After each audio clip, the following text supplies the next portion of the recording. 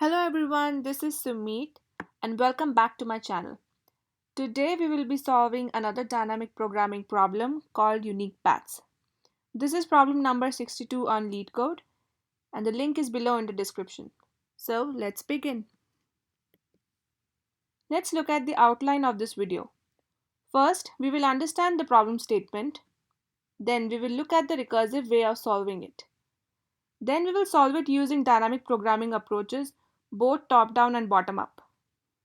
And in the end, we will see the most optimized way of solving it using a rolling array technique. So the problem statement is that there is a robot that is placed at the top left corner of the matrix, right here. His goal is to reach the bottom right corner of the matrix, which is the finish point.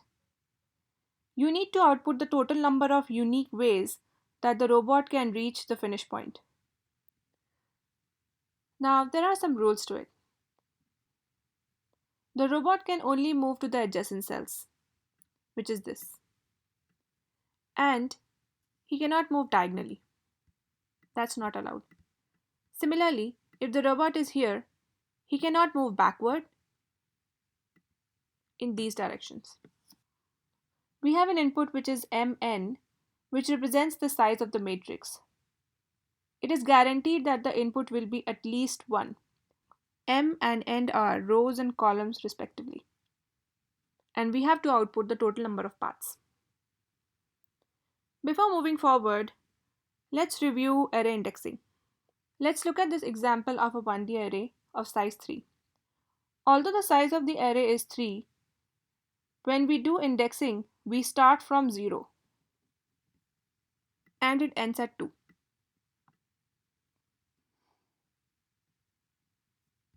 And remember, this is 1 cross 3 matrix. Similarly, look at this 2D matrix. Its size is 3 cross 3. But if we want to access the last cell, with 0-based indexing, the location of the last cell is 2, 2. And with 1-based indexing, the location of the last cell will be 3, 3. We are going to use these concepts while we try to solve the problem. Now let's try to solve this problem with recursion. I will use 1-based indexing while solving this problem with recursion. We will try to come up with base cases for this problem. For that, we need to look at the smallest possible input for the problem. If we recall the constraints of the problem, then the smallest input was 1.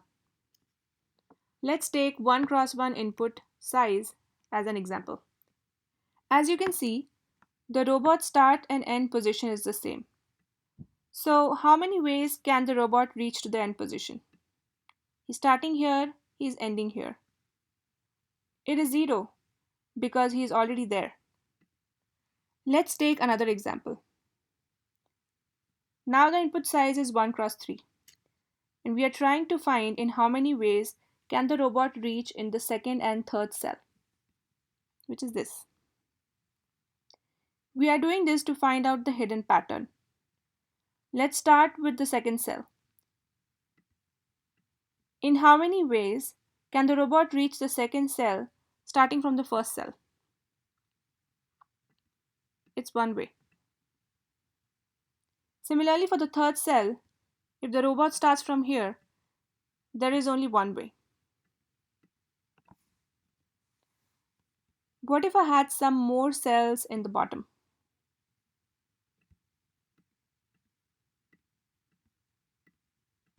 There would still be just 1 way for each of the cell.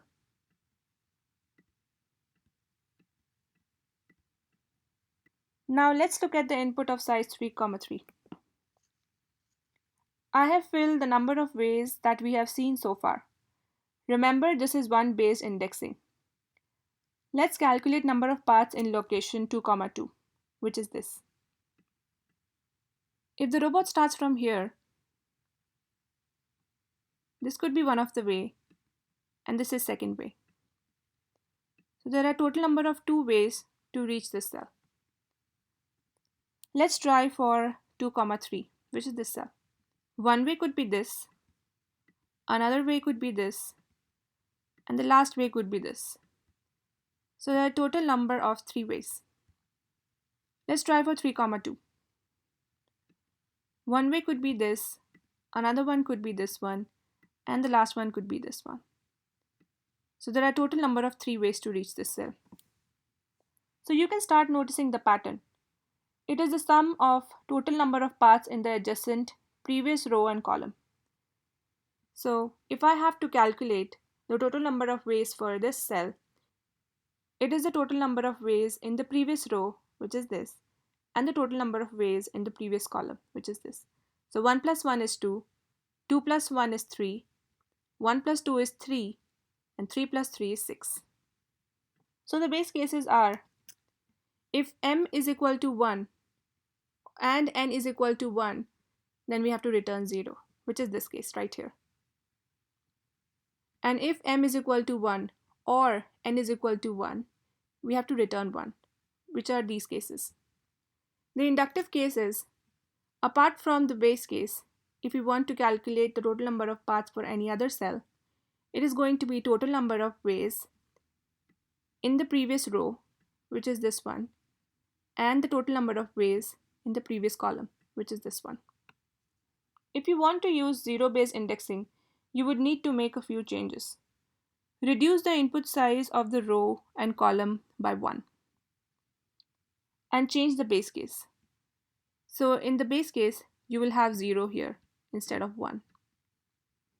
Let's understand the algorithm and see how it runs. In the left, I have the recursive algorithm. For the sake of review, recursion divides the problems into subproblems, or you can say smaller instance of the problem, and then it solves it repeatedly. In the recursion, base case is very important for stopping the program. Otherwise, the program will not terminate. Think of it like a while loop where the conditions never get false. It would run infinitely and never stop. Same goes with recursion. It's just that we want the base condition to be true at some point. The calls of recursion can be represented in many ways, such as flowchart, stacks, recursion tree. That's the way that I have represented. All the nodes of this tree represent the state of the program with different inputs. If you look at these levels, at any point, only one of the instance is called. And even this level. All the calls on the same level are not made parallelly. The leaf nodes of this tree represent the base cases, which are here. If you look carefully at the leaf nodes, they either have row or column as one. In this tree, all the left nodes reduce the size of the parent column by 1, and all the right nodes reduce the size of the parent row, which is this, by 1. This program has 2 recursive calls to make. This is the first one and this is the second one. In order for non-leaf nodes to return a result to the calling function, both the calls should be complete. So since the leaf nodes represent the base cases, the program returns from here. You can see these numbers 1 and 2, besides all the non-leaf nodes. These represent these 2 calls. Let's traverse this tree for input 3, 3. And you can check that the base conditions are not true for the input 3, 3. So we will have to make the first call, which is this one. So when I make this call, I reach at this instance of the program. The base conditions will not be true for this input as well. So we will have to make the first call. Now I will reach at this instance of the program. This is a non-leaf node and the base condition will be true as the column value is 1. So n is equal to 1. And this will return 1 to the calling function. Similarly, I'll make the second call and I will reach this instance of the program. The base condition for this input will not be true and the program will make the first call. We will reach this instance of the program and you can check the second base condition is true for this and it will return 1. Similarly, the program will make the second call And since the base condition is true for this instance, we will return 1. Since both the calls are complete, we will add these both numbers and return it to the calling function. Both the calls for this instance is also complete. So we will add these both numbers and return to the calling function. The program will make second call for this instance and reach here. The base conditions will not be true for this input, so the program will make the first call. Similarly, the base condition will not be true for this input, and the program will make the first call. This is the leaf node, and hence the base condition will be true, as n is equal to 1, so we will return 1. So the program will make the second call, and since the base condition is true for this instance, the program will return 1. Add this up together because both the calls are complete, and return it to the calling function. So the program will make second call for this instance and reach here. Return 1 to the calling function, add these both together, return 3 to the calling function, add these both together, and the answer is 6 for this, which we have seen previously. So the time complexity of this algorithm is O raised to power 2n plus m. So remember one thing, whenever any recursive program divides the problem into two subproblems, which is here in this case, the time complexity is 2 raised to power n. Since we have two inputs here, the time complexity is 2 raised to power n plus m. In case you had 3 choices for each instance, the time complexity would be 3 raised to power n. The space complexity of the recursive algorithm is the maximum height of the recursion tree, and it is maximum of m or n. So the time complexity is massive, exponential, and generally we do not appreciate exponential time complexities. One thing to note here is that we do have repeating substructures. This is a very small input, so you cannot find a lot of repeating substructures. But if you draw a recursion tree for input 5, 5, you will be able to see a lot of them. Whenever you find repeating substructures in recursion, dynamic programming comes into picture. Let's review dynamic programming. So dynamic programming divides the problem into subproblems and stores the intermediate results in a table, performs a lookup for repeating input, thus avoiding recalculations. Dynamic programming has two approaches, top-down and bottom-up. Let's understand top-down approach first. So this is what I've explained earlier. The top-down approach is usually done by recursion. Top-down approach also uses memoization technique. Often the word memoization is confused with memorization. Memoization is an optimization technique and it is used to speed up the program. So whenever we have a computed value in the table, we perform a lookup to avoid unnecessary calls and hence speeding up the program. I want you to visualize top-down approach with a staircase puzzle problem. Imagine that you have puzzle pieces all over the staircases, and there are multiple puzzle pieces. The goal is to solve it. The rule is that you cannot complete the puzzle on the 5th staircase, which is here, unless you have pieces from the 4th staircase. And 4th cannot be complete unless you have pieces from the 3rd staircase. Similarly, 3rd cannot be complete without 2nd, and 2nd cannot be complete without the 1st. But the 1st staircase puzzle, or you can say the base staircase puzzle, is complete in itself. Also, when you solve the puzzle, every sub-staircase puzzle should be complete in itself.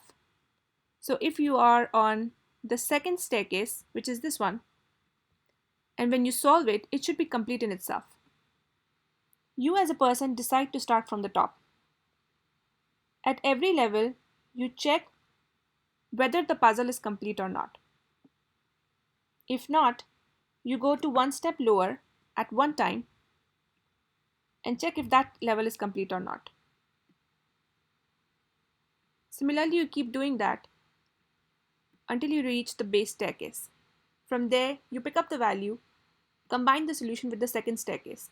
Similarly, you pick up the value from the 2nd after completing it and go to the 3rd staircase.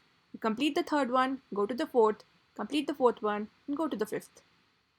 I hope top-down approach is clear.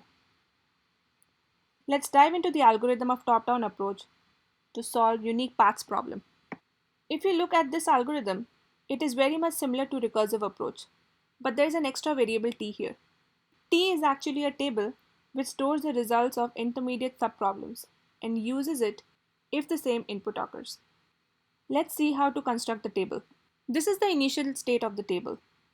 You can see that the base cases in the first row and first column are positive. Rest of the values have been marked -1, which are here. -1 signifies non-computed results. Now let's have a look at the algorithm. Memoization or speeding up is happening in this part of the algorithm.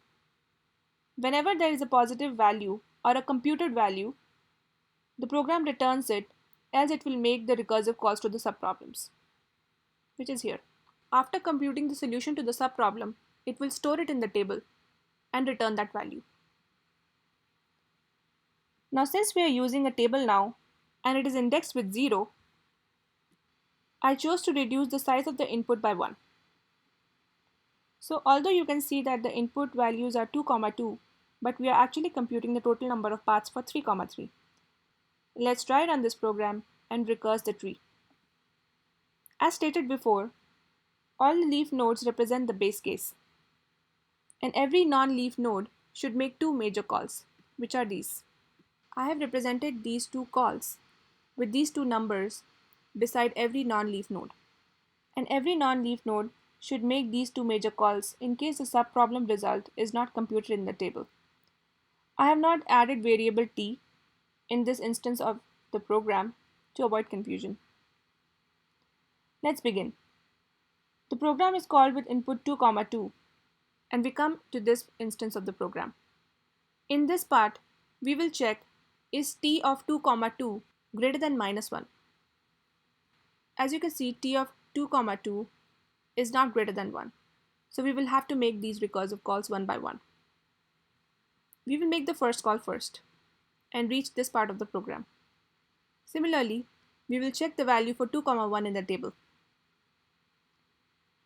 2, 1 is also -1, so we will make the first call and come to this part of the program. We will check for the value of 2, 0 and it is greater than -1. So we will return the result, which is 1. Now the first call is complete. This instance will make the second call. And we will come to this instance of the program. In the table, we will check the value for 1, 1 and it is -1, which means it's not computed. So we will make the first call and come to this instance of the program. Now we will check 1, 0 in the table. 1, 0 is 1. It's greater than -1. So we will return this. Similarly, this instance will make the second call and we will return 1. Add these both up. Now before returning, you can see that this part is actually saving this result. So 1, 1 will have the value of 2 now. Now whenever this input is called, we will just look up in the table and return the answer and save these calls. After saving, we will have to return the computed value. So we will return 2. Add these both solutions because both the calls have been made. Now before returning, we will save this result in 2, 1. So 2, 1 is actually 3. And we will return this answer. Now we will make the second call and reach here. 1, 2 is -1, it's non-computed, so we will make the first call. We come to this instance of the program and check for the value. Oh, so now we have a value greater than -1, and we will return that result corresponding to 1, 1. You can see all these calls have been saved. We are returning 2. Similarly, this instance will make the second call, and we will reach here. the value corresponding to 0, 2 is 1. So we will return that,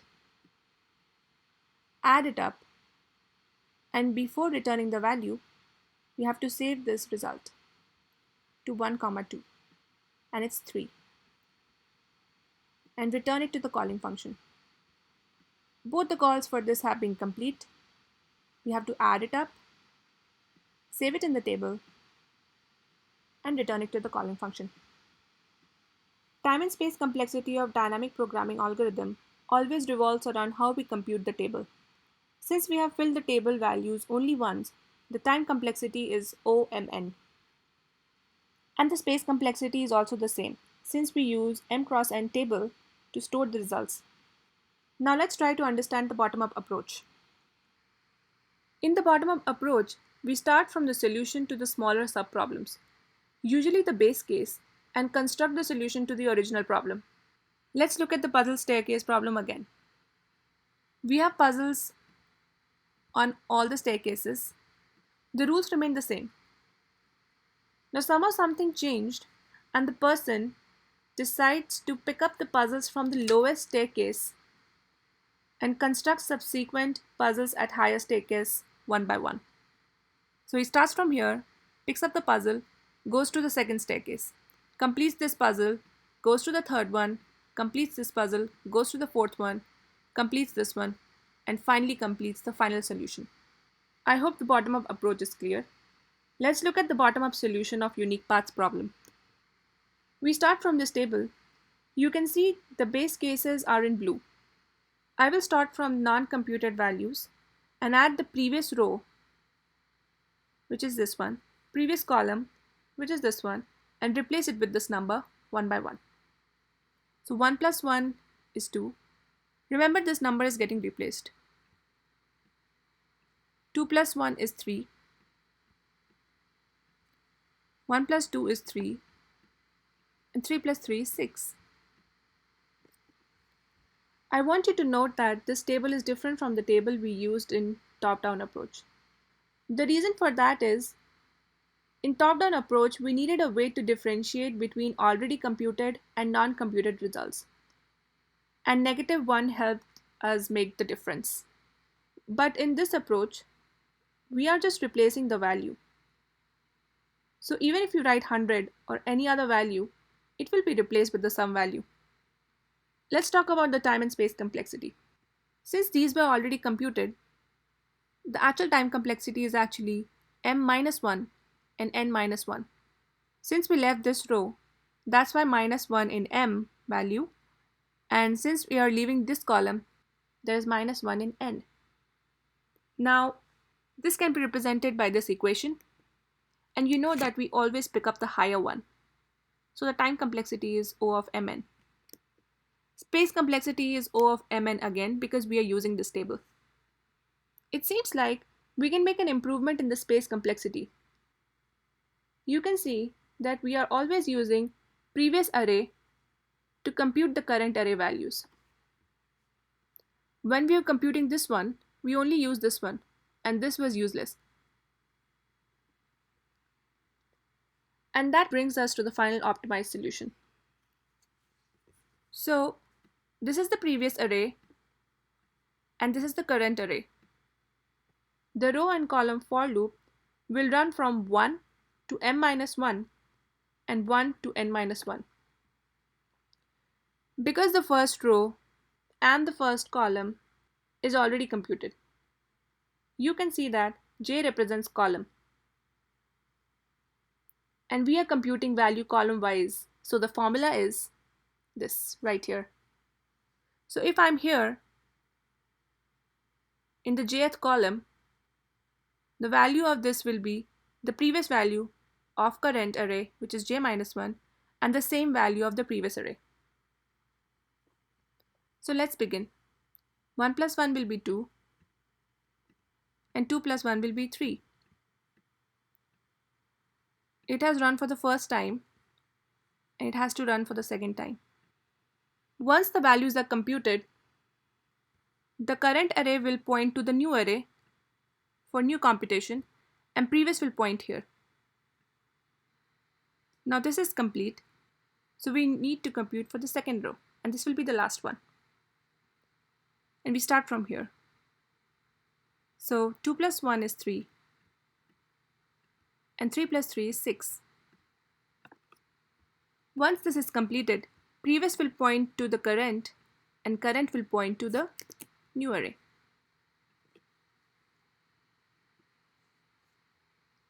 This technique is also called rolling array technique. Previous is pointing here, and the last value of the previous array is holding the answer, which is 6. The time complexity of this algorithm is OMN, and the space complexity has improved to O of n from O of mn. It's actually O of 2n because we are using two arrays, but you know the constant drops when we compute complexities. Last thought before we dive into the code.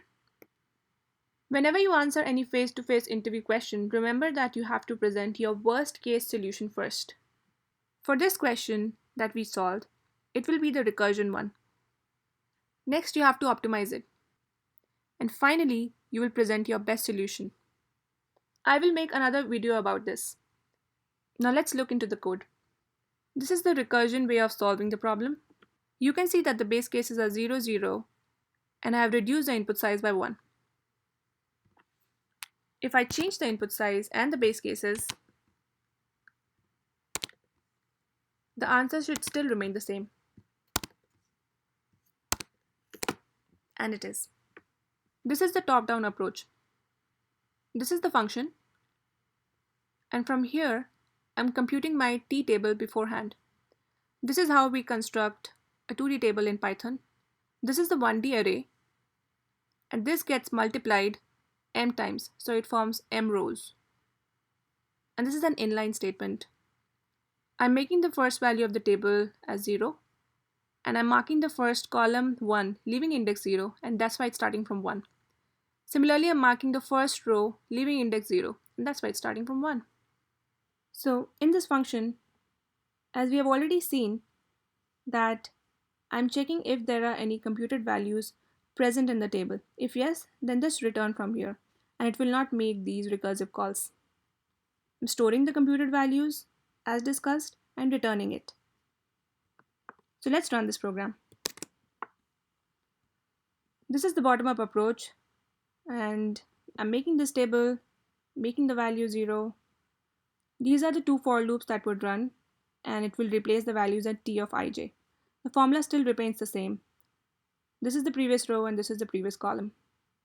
Add these up together and store it in ij. Let's run this. This is the optimized space bottom-up approach.